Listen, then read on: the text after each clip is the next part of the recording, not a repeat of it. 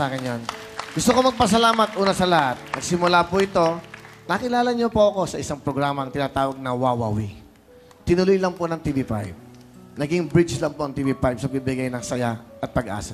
Nagsimula po ako sa ABS-CBN bilang isang MTV host kasama si Randy, si John Estrada. Nabigyan ng pagkakataon ni Ma'am Chara, ni Boss Gabby, ni Miss Cory Vidanes ng isang programang tinatawag na Wawawi. Naputol po yon dahil may mga pagkakataon hindi mo inaasahan sa buhay na minsan haharapin mo. Pero nung naputol yon, akala ko po wala ng pag-asa.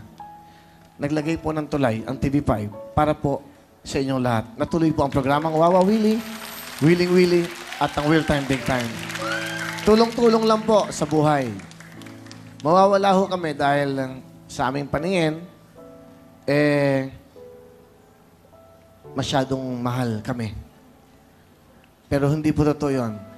Mahal namin kayo. Yun ang importante.